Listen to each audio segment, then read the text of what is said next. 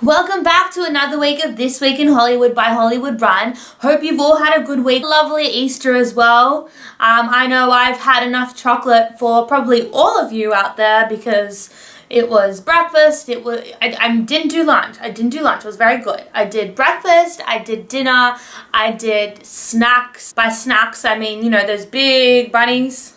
Ate them all. Very proud, very proud. Didn't feel guilty at all. I hope you all had a very chocolate-filled Easter. We've got a lot to talk about this week. Lots of Kardashians related. I know we missed out on them last week, so you know, they've come back into our lives again like none other. They're like literally our best friends here at Hollywood Run. We just talk about the Kardashians. So we've got Kardashians to talk about. We've got Katy Perry to talk about. We've got Selena, Bieber, Miley Cyrus. We've got Hannah Montana. Yes, she's a real person. Don't start with that. Hannah Montana is real. And we've got Chrissy Teigen, we've got John Legend, we've got Zayn, of course, the X1 Direction guy. So let's get going. It's a big show. So in the spirit of Easter and everything, let's just start talking about Easter. So this week, the Kardashians, so Kylie is queen, but she calls herself king. So King Kylie is queen of Snapchat, if that makes sense. Out of all the Jenners, Kardashians, Kylie was the one who was snapping all the time. By the way, Kylie just had her 1-year Snapchat anniversary, but fast forward a week later, every Kardashian member except for Khloe has Snapchat. Okay, so now we've got Kourtney on it, we've got Kim on it. Kim just goes, you know, her little side pose. That's Kim. Kourtney likes to put on primarily Australian accents. Sometimes British too. She loves her Australian accent, which is fine by me, but you know, I don't even have one, so who knows? Then Kendall, she's all about, you know, behind the scenes sort of gal, you know, these models these days. She's one of those.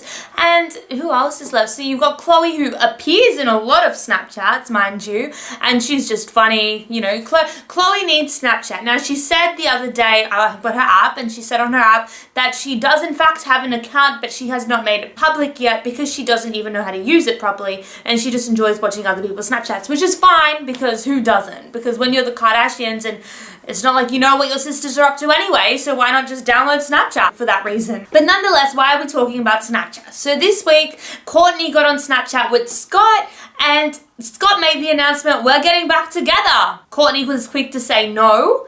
However, you never know. He was on the Kyle and Jackie O show in Sydney this week, Kiss 106.5, and he said he never knew how his life would turn out. He never expected it to turn out like it is, but it has, so anything's possible. Scott was the only kind of family member who wasn't at the Easter celebrations that happened at Kim's house, so the whole family went to church together Sunday morning, including Lamar. Paparazzi have never actually seen him at church when he was married to Khloe, but this was the first time. I guess it's on his road to recovery after about 6 months ago when he had that intoxication dilemma, and Khloe's been by his side the whole way. He joined the family to church, and then they all returned back to Kim's house to celebrate Easter. There were Easter bunnies, and I mean, you know, Tiger and Kanye dressed up, and the little kids like Nori and Penelope were pulling at their tails. It was so cute. There was actually literal bunnies there as well. Kim had, you know, Kim being Kim, you know, let's get some bunnies, she said. I guess that's how it went down. And there were real bunnies, live bunnies outside for the kids to play with. And it looked like such a fun celebration. And the whole family was together having a blast. And Lamar even had bunny ears on. And I'm not even talking about the Snapchat app. I'm talking about bunny. So Kim's house was totally going off this week. She even hosted Chrissy Teigen and John Legend's second baby shower for their baby girl who's about to, you know, pop very shortly. They were, I don't know if it was sponsored, but they were catered by McDonald's as well. And did you know, thanks to Kourtney and Snapchat here again, that the hash browns from McDonald's are actually gluten-free? Fun fact. So I just want to take a moment to do a quick movie review. I watched My Big Fat Greek Wedding 2 this week as well. It was amazing. I know how it is. You know, you watch the first one and the second one, it's bound to ruin it. That's just how it goes. This time, oh my God, I was literally crying. I was crying out of laughter. It was hilarious. I recommend it to everyone. I don't want to give any spoilers or anything, but let me just put it this way. The title is called My Big Fat Greek Wedding 2, hence there is another wedding. But getting there is just full of laughs. Oh my God, if you love number 1, go check out number 2. It is fantastic. So this week, we remembered the time 1 year ago when Zayn left One Direction. Look at this. It won't look right without him.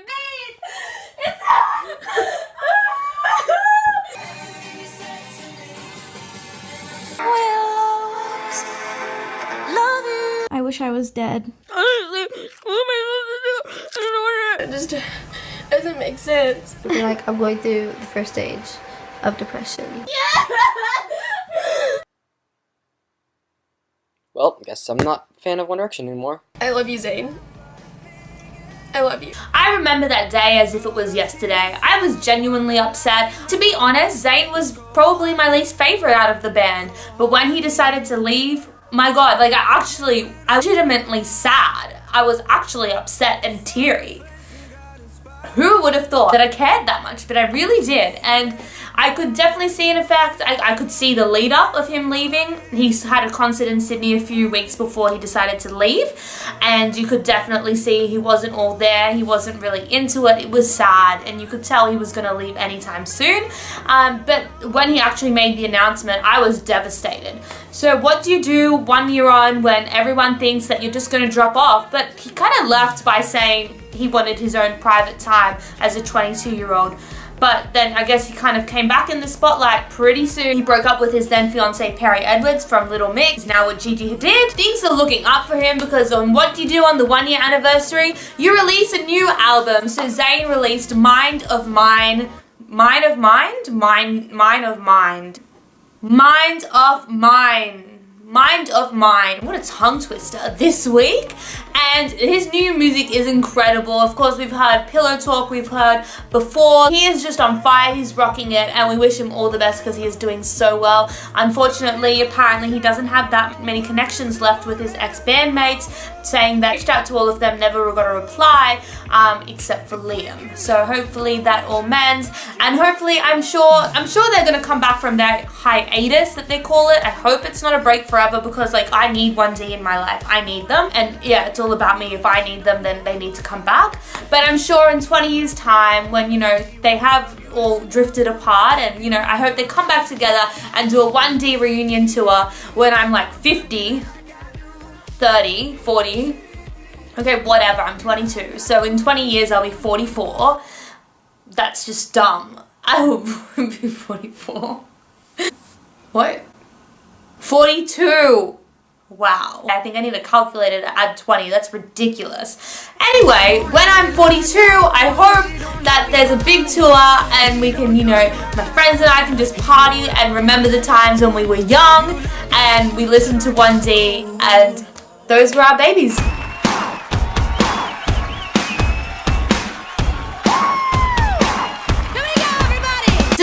About reunions, this week was also the 10-year reunion of the first episode of Hannah Montana. Can you believe that? Like, now I feel old. I know I was talking about when I'm 42 and I feel young, which I really don't actually. I feel really like a grandma. But 10 years ago, it was the first episode of Hannah Montana, and I remember watching that episode and loving it. I am very open and happy to say that I genuinely still love Disney Channel. I still love Hannah Montana. I love those old classics. I love the new shows, not as much, but I still love them. Miley remembered the reunion as well. She did a shout out on Instagram with herself in an iMessage sent into someone saying, oh, 10 years later, you know, she was wearing a wig, like a blonde wig. She did talk about again how that was a troubling time for her and she wasn't allowed to be herself.